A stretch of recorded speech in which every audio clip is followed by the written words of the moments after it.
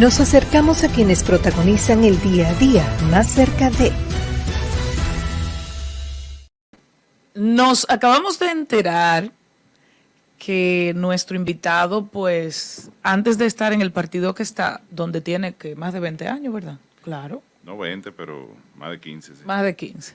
Él en el pasado estuvo en el PRD también, pero a propósito de algo que insinuó Marisol, que ella le va a hacer la pregunta, como, por supuesto. Claro, yo algunos que me llevan unos cuantos años fueron comunistas también. Exacto.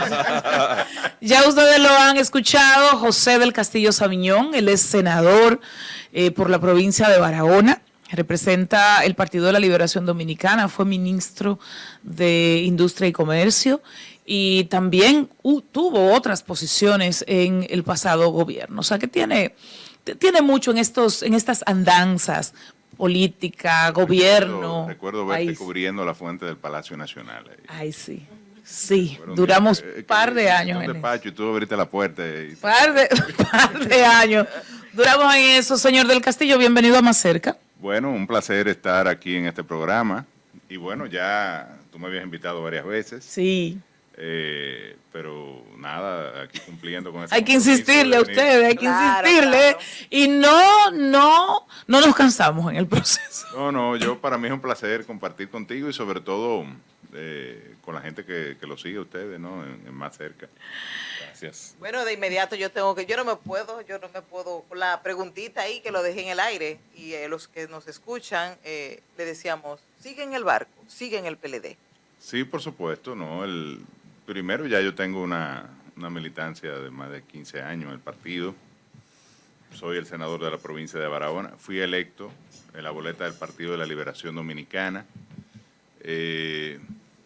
Tengo una responsabilidad con la militancia de ese partido que me escogió, primero en unas primarias internas y luego, evidentemente, en las elecciones generales y sobre todo una responsabilidad con mi provincia y mis constituyentes, que de alguna forma u otra esperan que uno ejerza una representación genuina, responsable, vigorosa, ¿no? Sobre todo de lo que tiene que ver con los principales problemas que afectan a la gente en Barahona. Así que sigo mi partido firme, militante y evidentemente convencido de que el Partido de la Liberación Dominicana constituye una opción de experiencia, con una gran obra de gobierno que es enseñar al país, mostrar al país, y yo le digo a la gente, bueno, vean los números, compárenlos, y se darán cuenta de la transformación que produjo el PLD en nuestro país. A pesar de que últimamente, a partir de, sobre todo de esta gestión, se ha, digamos que, concentrado la lucha contra la corrupción y la impunidad hacia el Partido de la Liberación Dominicana. Yo siempre he dicho que hubiese querido que eso fuera más democrático. ¿Y qué puede sentir? Y que se persiga a todo aquel que haya incumplido la ley y que se haya equivocado, y sobre todo también a los que están en el gobierno, que hay muchísimos escándalos de corrupción. Senador, ¿pero qué se siente? Pueden señalar. ¿Qué se siente pertenecer a una organización política que hasta hace 2 días tenía, ¿verdad?, bastante poder porque lideraba el gobierno del país, y cómo hoy mucha gente simbólica de ese partido, cercana, militante otras, pues están acusados de hechos corruptos? ¿Cómo si se quiere navegar en el escenario de lo hicimos bien, de hicimos lo que se podía, cuando hay gente de hecho tan cercana al expresidente de la República que no es culpable, pero está acusada? Exacto, eso es lo primero que hay que señalar. Primero, es evidente que todo el mundo, hasta que no se le demuestren, ¿verdad?, los hechos de los cuales se le acusan, goza de una presunción de inocencia. Y siempre hemos insistido en que esto debe respetarse, garantizarse, porque es un derecho fundamental. Y además que tenga la oportunidad, ¿verdad?, de demostrar que los hechos que se le imputan no son los que se alegan, con un debido proceso, que también es un derecho consagrado en la Constitución de la República. Luego es evidente que ha habido un ejercicio de la persecución penal dirigido específicamente no solo a un partido, sino a un gobierno, que es el del presidente Medina en los últimos, digamos que 8 años. Entonces, siempre hemos dicho que también apoyamos la persecución de la corrupción, el fin de la impunidad. De hecho, el Partido de la Liberación Dominicana, si tú ves el entramado de legislación institucional, legislativo, que sirve de base a muchos de estos procesos, fue de los que más impulsó reformas en esta naturaleza, de este tipo. No solo reformas para tener un entramado de transparencia, como lo que es la ley de compra, la ley de Contraloría, la ley orgánica de presupuesto, sino también legislaciones como la de que persiguen el lavado de activos, la propia reforma de todo el aparato, digamos, financiero en la República Dominicana con la implementación de las leyes GAFI, de las normativas GAFI, de las disciplinas GAFI, que son también para perseguir el lavado de activos. Es decir, el PLD ha hecho importantes aportes en este sentido.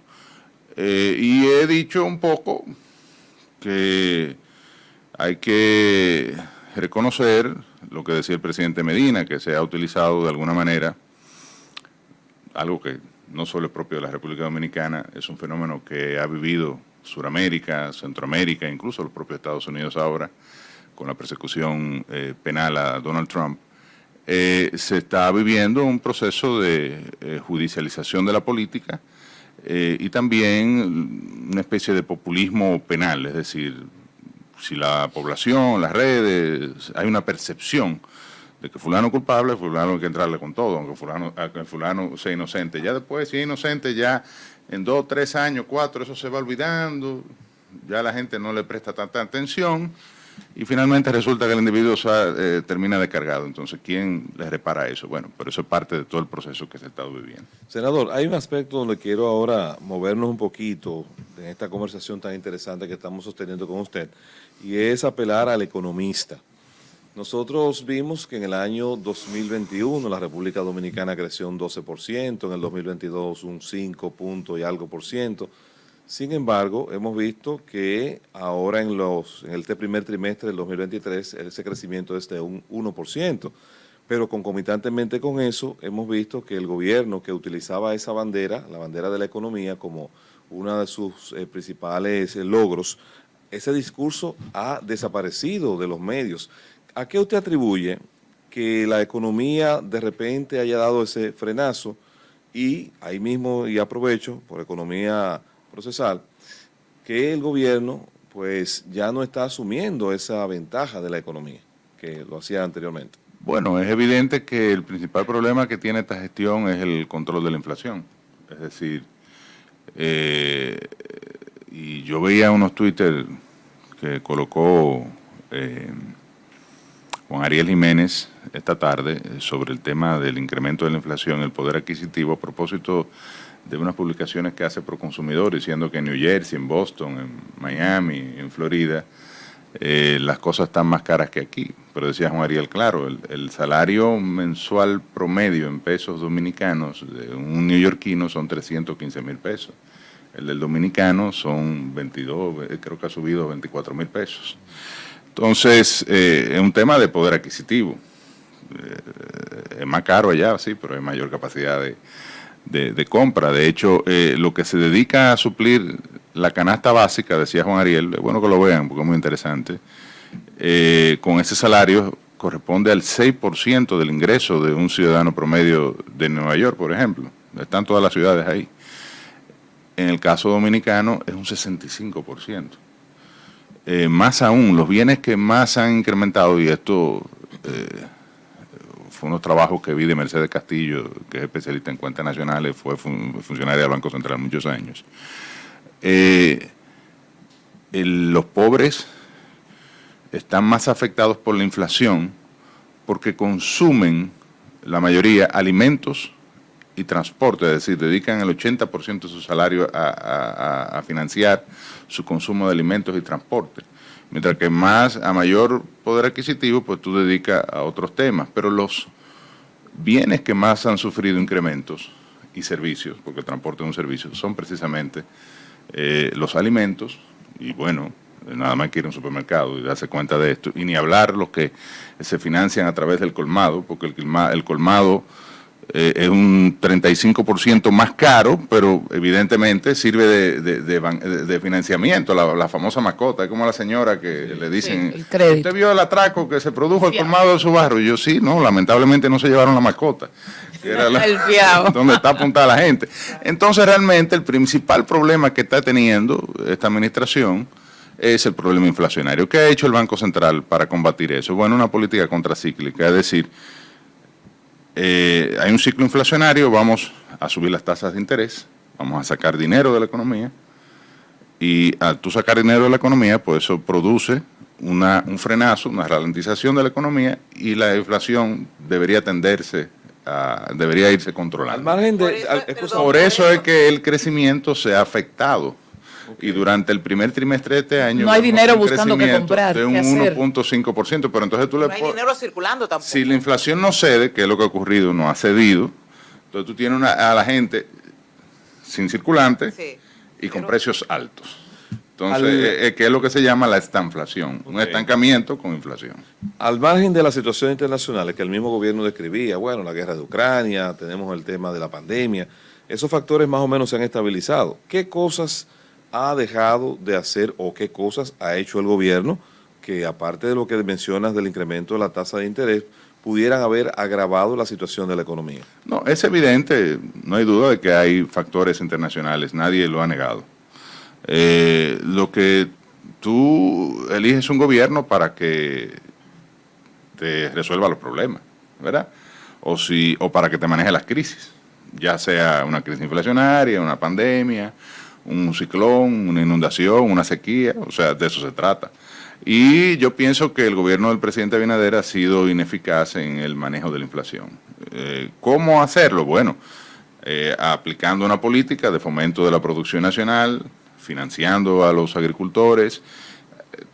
Ya van 4 programas tratando de acercar al productor con el consumidor.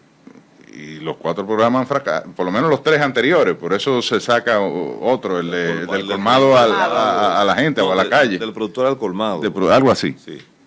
Entonces, dicho sea de paso, el colmado es, como te decía ahorita, el eslabón más complejo. Primero, hay más de 80.000 puntos de colmado en todo el territorio nacional. Además tiene una cadena de suministro. ¿Cómo el gobierno le llega a esos 80.000 colmados? Permíteme dudarlo.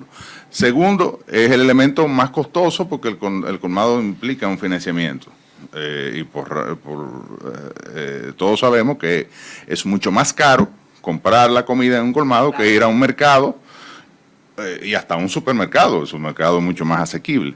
Entonces, ¿cuál es la idea? No hay que inventar la rueda, es decir, eso se ha hecho en muchísimas otras ocasiones, fomentar los mercados populares, acercarle esto a la gente, llevarle a través de los programas de INESPRE, por ejemplo, que se ha estado haciendo, pero parece que no ha sido lo suficientemente eficiente, los productos de primera necesidad y de esta manera, pues, crear un vínculo directo entre el consumidor y el productor a través del Estado. Mientras se sigue utilizando los supermercados que se usaron una vez, incluso se decía que si tú cogías la fundita que valía 1.000 pesos, que creo que era los jueves, sí, ya eso se fue descontinuando. Decían algunos, yo no hice nunca el ejercicio, pues salía más barato comprar los artículos de manera individual que comprar el kit. Entonces, te evidencia que hay una intermediación que afecta, lógicamente. Senador, pero hay un tema también que usted conoce muy bien porque estuvo como ministro de Industria y Comercio. Y es, todo el mundo le habla de la fórmula, don Hito, y al final no ha podido aplicar la fórmula que llegue a reducir los precios de los combustibles. Usted tuvo mucho tiempo ahí también. Sí. Nunca habló de fórmula, pero... No, porque yo, con el respeto que me merece mi primazo, Víctor Orlando Bisonoaz. ¿Son primos? Sí, somos primos. Oh. ¿Y él no lo ha llamado a alguna asesoría? Primo, cuénteme cómo maneja esto aquí. No. Vamos a dejarlo ahí. Mira, el problema es que él, ¿verdad?, entró en eso de esa formulita, en un ejercicio, digamos, proselitista, en ese momento estaba aspirando a la presidencia de la República, y luego, sorpresa, pues soy el ministro de Industria y Comercio. Entonces la gente, evidentemente, al crearse esa expectativa, entonces le saca la formulita. Ahora, lo cierto, lo que yo he dicho, y lo he dicho con responsabilidad, no por la relación de parentesco que tengamos, porque imagínate, aquí todo el mundo es primo de alguien, sino porque yo fui ministro de Industria y Comercio y administré eso durante 4 años. Y tuve 1 año y medio como viceministro de Energía e Hidrocarburos, antes de ser ministro.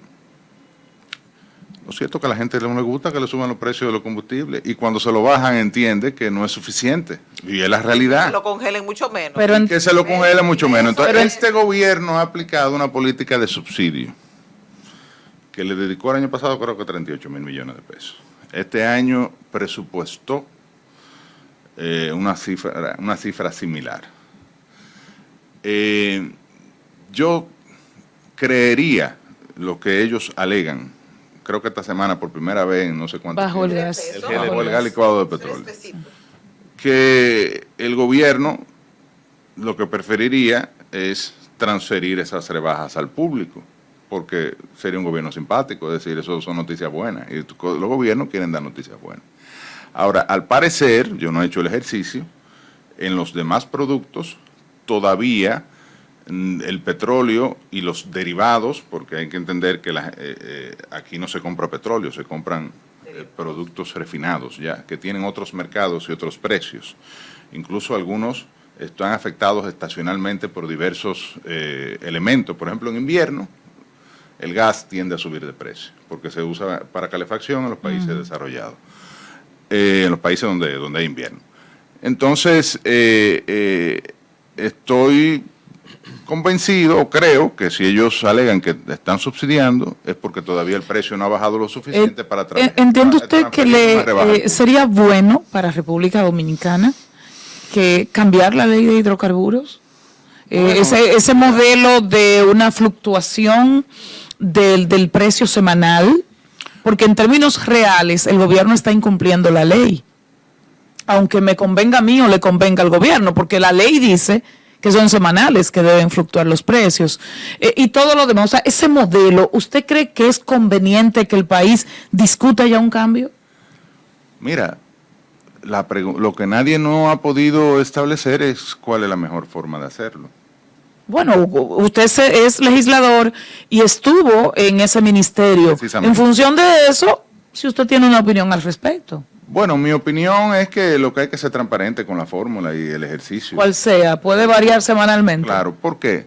Aunque la gente se resista, porque a nadie le gusta, a mí no me gusta que me digan que la cosa está más cara, aunque haya elementos que justifiquen realmente que ese precio tiene que subir, pero no me gusta, sobre todo en un producto que yo consumo todos los días, como es el combustible. Ahora, en la medida en que la gente se sienta informada, que maneja, está transparentizada totalmente desde el precio de paridad antes. Diría mi papá, si es caro me da lo mismo. Desde el origen. Diría mi papá. Claro, ese es el punto, pero un tema está psicológico, o sea, eso... Bueno, pero vamos a estimular la electricidad. Igual el tema de la energía eléctrica es otro punto, la gente está cara y este gobierno le está dedicando 1.500 millones de dólares, una cifra récord a la ineficiencia del sector eléctrico. Senador, mire, ya casi usted se va. Pero además de senador porque ustedes quieran. Bueno, y de dirigente del PLD, sí, pero dentro de esa dirigencia, usted está muy cerca de quien se asume como candidato a la presidencia de la República. Yo diría que es el virtual candidato. No, yo digo así ¿verdad? Porque estamos fuera de... Ahora le pregunto, mucha gente tiene como sus expectativas, que si se van a unir, que si no se van a unir. Hay tiempo todavía, pero ¿qué es lo que se está discutiendo realmente entre el PLD y los otros partidos, Fuerza del Pueblo y otros tantos? No, mira. ¿Se van a unir o no se van a unir o se van a unir después y ahora no? ¿Qué es lo que se ve? Yo soy partidario de un gran frente opositor, que primero... ¿Que lidere quién? Bueno, el partido más grande es el Partido de la Liberación Dominicana. Y además hay varios momentos electorales, es decir, está el momento de febrero, como tú bien sabes, hay elecciones municipales. Sí. Yo pienso que esa es la primera cita con la democracia, es esa. Y ahí es que se debe empezar un proceso bueno, el proceso debe ser antes, pero se debe materializar un proceso de conformación de un gran frente opositor que pueda darle la oportunidad a la oposición de ganar las elecciones municipales. Si se ganan las elecciones municipales, es evidente que el mensaje que se envía a Mayo es de que hay, bajo circunstancias similares, la posibilidad de ganar. Pero ya se está discutiendo eso, ya están Mira, en eso, hay afinando. un calendario electoral que tú conoces, porque tú eres suplente de la Junta, de un miembro titular de la Junta, y el primer, digamos, la primera cita es con las reservas. O sea, determinar cuáles serían las reservas del porcentaje del 20% que establece la ley de partidos, la ley 3318. Evidentemente, para esto la Junta tendría que terminar el proceso de consulta y adoptar una resolución para saber bajo qué esquema sería la fórmula de cálculo de ese 20%, si sobre el total de las candidaturas o por nivel de elección, como se ha planteado en el reglamento que se ha puesto a consulta. Su partido entiende que debe ser... Debe ser sobre el total, igual que como se hizo en las elecciones del año 2020, que donde se aplicaron las mismas leyes. Además, aunque todo es sujeto a interpretación, lógicamente, pero el texto del artículo 57 o 58, es una combinación de ambos, pero creo que sí que en el 58 el texto dice el total de las candidaturas, senador, diputado, y bueno, dice todos los cargos que estarían en juego. Naturalmente, lo que están pidiendo los partidos, un grupo de partidos, creo que son 26 los que están alegando que esa debe ser la manera, es que haya una audiencia solemne. Yo pienso que la Junta no perdería nada con eso, sino que le daría mayor participación a las organizaciones que confluyen en el sistema para discutir el tema y ventilar los argumentos. Y ya la Junta tomará su decisión. A partir de ahí tenemos hasta el 2 de junio para tomar la decisión de qué plazas nos reservamos, y luego el 17 de junio los partidos todos deberán notificar a la Junta Central Electoral sus reservas y a partir de ahí iniciar un proceso de socialización. Tenemos hasta noviembre para anunciar cualquier alianza para las elecciones municipales, y un día después de las elecciones municipales, entonces, o 90 días antes de las elecciones congresuales y presidenciales, para el caso de que si se produce alianza para las elecciones congresuales. Senador, antes de que se nos vaya, la cama no luce que será como tan fácil de tender, porque recientemente el expresidente Leonel Fernández presentó 3 posibles escenarios políticos. Él decía, más o menos, palabras más, palabras menos, si queda el PLD en segundo lugar, entonces continúa el gobierno. Si queda la fuerza en segundo lugar, entonces gana la fuerza. ¿Qué lectura le merece a usted eso? Habrá que ver el contexto, porque a mí no me gusta, yo vi esa declaración, pudo haberse referido a una cosa u la otra. Ahora, lo que... ¿Pero usted cree de verdad que en el ánimo de Leonel Fernández, que como candidato, como figura política, tiene un posicionamiento importante en este momento? Es evidente que él quiere ser presidente de la República, y es evidente que Abel Martínez también quiere ser presidente de la República, y Luis Abinader quiere continuar. Cada uno tiene su esquema, ¿no? Y en virtud de eso establece una comunicación política hacia el electorado, que es, digamos, el mercado, ¿no? En el caso nuestro, nosotros entendemos que Abel tiene todas las condiciones, además es, en nuestra opinión, el candidato más potable, con menor tasa de rechazo, el que puede vender la idea del relevo. Es un hombre además experimentado, que ha demostrado en las gestiones que ha acometido tanto en la Cámara de Diputados como ahora en una plaza tan difícil como la Alcaldía de Santiago, capacidad gerencial y que ha hecho una gestión que incluso se lo ha reconocido todo el mundo.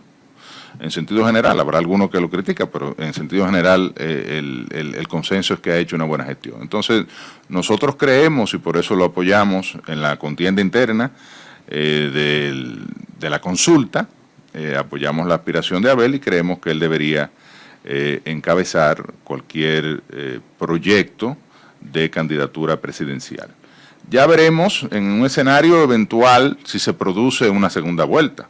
Ya ese es otro escenario. Pero yo creo que para la primera vuelta, por lo menos en el nivel presidencial, es difícil llegar a algún entendimiento. Sabemos que el presidente Fernández es una figura que ha sido presidente varias veces, de hecho salió del Partido de la Liberación Dominicana para acometer un proyecto propio de lograr la presidencia de la República, y evidentemente esto en el escenario de la oposición, porque lo lógico sería que los partidos de oposición se unificaran para desplazar al que está en el poder. Y en este caso yo pienso que en un escenario a nivel de la boleta presidencial en primera vuelta es difícil lograr un entendimiento. Sin Danilo, ¿cómo usted ve, sin Danilo en el escenario por un tema de salud, cómo ustedes ven el escenario del PLD? Sí, pero que Danilo no se está muriendo, señor. No, pero se ha hablado de que tomaría una licencia, no sé si es cierto. Bueno, él está en un tratamiento y evidentemente eso lo saca del escenario. De hecho, las últimas reuniones del comité político han sido sin su presencia y nosotros hemos tomado las decisiones.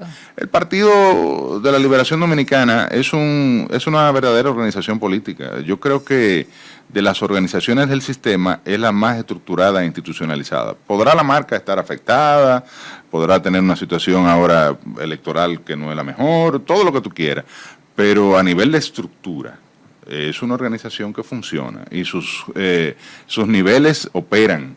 En el nivel local, incluso de distrito, porque ahora a partir del nuevo Congreso, del último Congreso, nosotros escogimos direcciones distritales, a nivel municipal, a nivel provincial, a nivel de comité central, a nivel de intermedio y a nivel de comité político, nosotros tenemos hay 45 miembros del comité político, parte del presidente Medina, y seguimos funcionando y operando y tomando decisiones. Y José del Castillo, ¿va a y ya tenemos un candidato, o sea que José del Castillo eso es una gran cosa. a seguir siendo senador? Bueno, yo digo como el presidente Abinader, yo tengo hasta agosto para tomar esa decisión. Sí sé que tengo una buena valoración en mi provincia, he tratado de hacer una gestión apegada, como decía al inicio, a los intereses de Barahona. De hecho, el 90% de mis presentaciones, mis participaciones en el Congreso Nacional han sido para temas de la provincia de Barahona, porque estoy muy consciente de mi responsabilidad. En el Congreso.